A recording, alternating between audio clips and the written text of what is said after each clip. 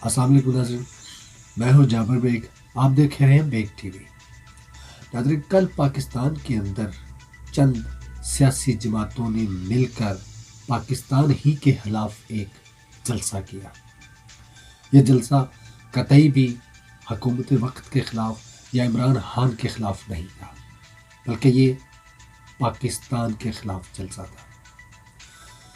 इस जलसे के इंतज़ामात करने के लिए बैरूनी दुश्मनों ने हमारे अंदरूनी गद्दारों के साथ मिलकर इस जलसे का अहतमाम करवाया, जिसमें कल आपने देखा कि हर बोलने वाले ने अपना जहर उगला पाकिस्तान हुकूमत के ख़िलाफ़ दिखावे के तौर पर, लेकिन हकीकत में वो बुग़्ज़ जो था वो पाक आर्मी के ख़िलाफ़ था, जो कि एक बहुत बड़ी साजिश कई सालों से चली जा रही है।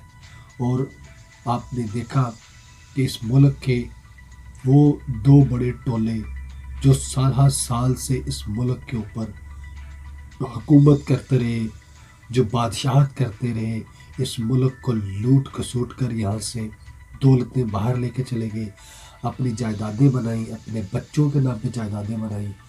उनको जब सवाल पूछा गया कि ये दौलत कहाँ से ली, ये जायदादें कहाँ से बनाई, ये प्रॉपर्टियाँ कहाँ से ली, तो उनके पास दिखाने को और बताने को कुछ भी नहीं था।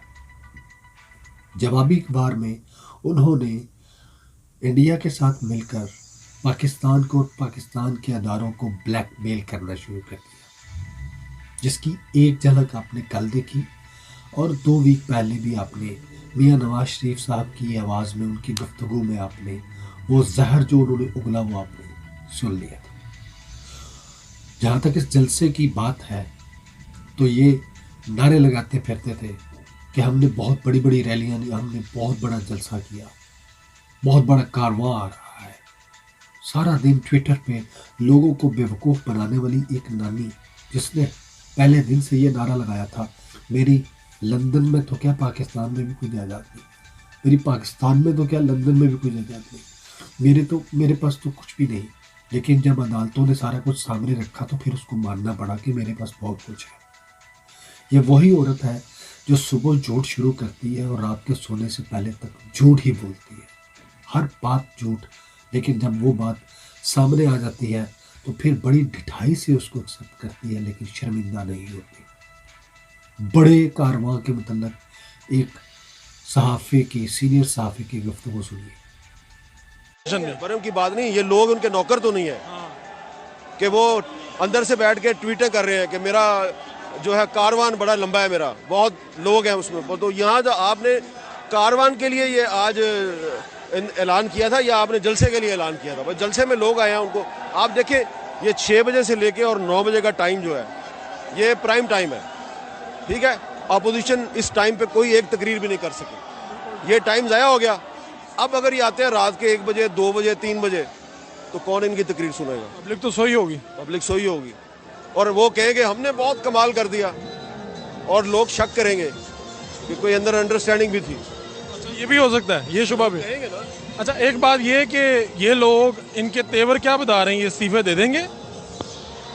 मुस्लिम की खबर भी होती है ना आपके पास। लीग नून तो दे देगी, पीपल्स पार्टी नहीं देगी। पीपल्स पार्टी नहीं देगी, हुकूमत नहीं छोड़ने वाली। क्यों दे? अपोजिशन में जब मुश्तरका अपोजिशन है, कौन सी? इनकी जो कोई इकट्ठी हुई है पीडीएम की सूरत में, वो वैसे इकट्ठी हो गई हैं। उनके आपस में अभी तक कोई उनके आपको नज़र आया है कि कोई उनका कोऑर्डिनेशन अच्छी है आपस में, या स्टेज खाली है? ये कोऑर्डिनेशन है इनकी। जी नाज़रीन, तो आपने सुन लिया, आपने देख लिया कि 11 जमातों ने मिलकर ये जलसा किया। तो क्या किया?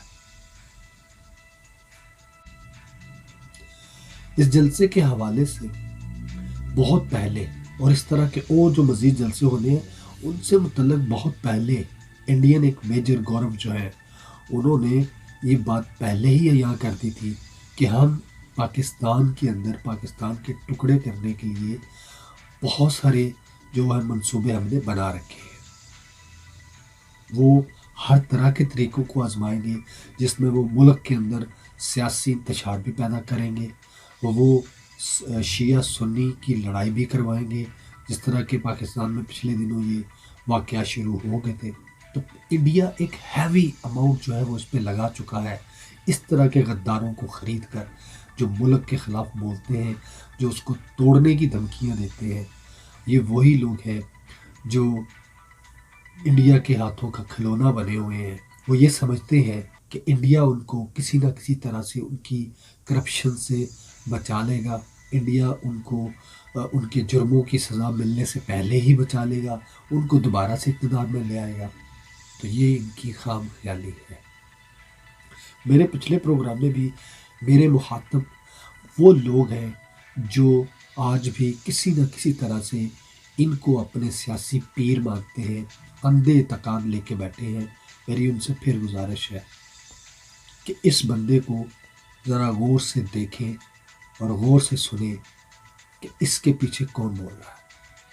دیکھیے، تباہ کاریوں کا کون ذمہ دار ہے؟ جنرل قمر جاوید باجوہ صاحب، یہ سوغات آپ ہی کی دی ہوئی ہے۔ آپ ہی اس مصیبت کی ماری قوم کی پریشانیوں کا موجب ہیں۔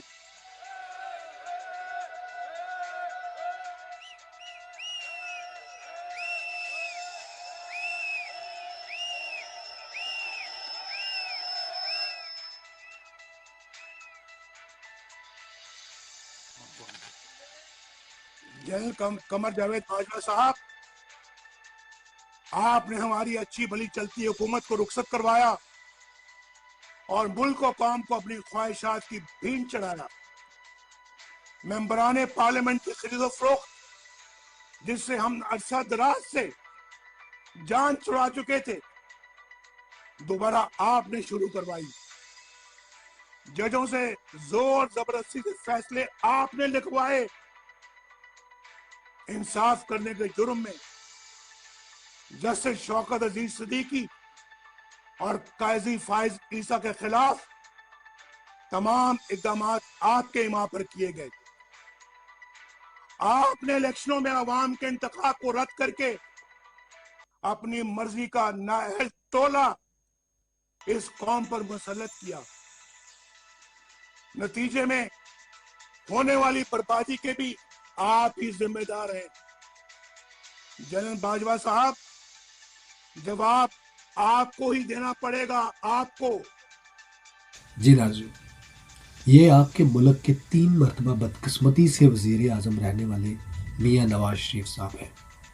ان کی پچھلی تقریر میں بھی آپ نے سنا کہ یہ خود نہیں بول رہے، ان کے پیچھے کوئی اور طاقت ہے، کوئی اور لوگ ہیں، کوئی اور سازش ہے جو ان سے یہ سارا کچھ اگلوا رہی ہے اور بلوا رہی ہے۔ دیکھیں، آپ نے جرم کیا، آپ نے چوری کی، آپ نے ڈاکہ ڈالا، پاکستانی عوام شاید آپ کو اس پہ معافی دے دے، لیکن جو جرم گناہ سے بھی بڑے، کبیرہ گناہ سے بھی بڑھ کر آپ کر رہے ہیں، وہ ہے ملک سے غداری۔ یہ ملک سے غداری ہی ہے کہ آپ اپنے اداروں کو ٹارگٹ بنا رہے ہیں، آپ اپنی فوج کو بدنام کر رہے ہیں۔ آپ حکومت میں رہیں تو فوج ٹھیک، آپ حکومت سے باہر چلے جائیں اپنی حرکتوں کی وجہ سے تو فوج بدنام، آپ کو وہ لے کر آئیں تو فوج ٹھیک، آپ اپنی حرکتوں کی وجہ سے عدالتوں کے ذریعے نکلیں تو فوج مجرم، فوج غلط۔ میرے پھر وہی مخاطب، وہ لوگ، وہ دوست پھر سن لیں کہ اس ملک کے اندر یہی لوگ ہیں جو سیاسی انتشار پھیلائیں گے اور یہ آپ کو بہت بڑے نقصان کی طرف لے کے جائیں گے۔ گورو کی چند باتیں میں آپ کو سناتا ہوں، سنیے۔ بھنڈ ہو کر آتے ہیں ایک دم۔ تو ان کو لے کر گئے تو یہ انہوں نے جو سنیز ہیں ان کو اٹریکٹ کرا، جو شیعہ مولوی ہیں ان کو ایران لے کر جاتا ہے نا، ایران لے کر جاتا ہے، ایران فیسلٹیٹ کرتا ہے، آپ آئیے ملیے وہاں پہ۔ تو آپ یہ دیکھیے کہ آلریڈی ایک فریم ورک ہے۔ یہ فریم ورک کسی یہودی نے نہیں بنایا، یہ ہندو نے نہیں بنایا، کسی عیسائی نے نہیں بنایا، یہ فریم ورک قرآن شریف میں بھی نہیں ہے، یہ مولویوں نے ایک دوسرے کی گردن کاٹنے، یہ آپ کو ایک مولویوں نے ایک میپ بنا کے دے دیا کہ صاحب اس طریقے سے آپ ہمارے ملک کو کمزور کر سکتے ہیں، یعنی پاکستان کو کمزور کر سکتے ہیں. آپ کے سامنے پڑا لڈو، آپ کھا نہیں رہے. جی ناظرین، یہ میجر گورو نے اس کو ایکسیپٹ کیا، اور اس سے پہلے ایک ویڈیو میں انہوں نے یہ بھی ایکسیپٹ کیا کہ ہم نے میاں نواز شریف کے اوپر بہت سی انویسٹمنٹ کی تھی. ان کے بہت سارے ٹی وی پروگرامز میں ان کے بہت سارے ریٹائرڈ آفیسر یہ باتیں ایکسیپٹ کر چکے ہیں کہ ہماری نواز شریف کے اوپر الیکشنوں سے پہلے بھی بہت بڑی انویسٹمنٹ تھی. وہ ہر دور میں ہر وقت وہ انہی کو اپنا مہرہ بناتے ہیں اور انہی ہی کو استعمال کرتے ہیں. تو یہ لوگ جو دوسروں کے ہاتھوں بک جائے، اپنے قوم کے خلاف بولیں، اپنی فوج کے خلاف زہر اگلے، وہ کبھی بھی اس ملک کے اور آپ کے اور میرے مخلص نہیں ہو سکتے. بات بڑے پتے کی ہے، بڑے پوائنٹ کی ہے، اگر آپ کی سمجھ میں آ جائے. خدا کے لیے اپنی آنکھیں کھولیں، اپنے ملک سے، اپنے ملک کی فوج سے محبت کریں. یہ وہ فوج ہے جو دن رات سرحدوں کے اوپر میری اور آپ کی حفاظت کی ذمہ داری نبھاتے ہوئے شہادتیں قبول کر رہی ہے. اس فوج کے خلاف جو بولے وہ نہ اس ملک کا نہ ہی میرا وفادار ہے. اللہ حافظ.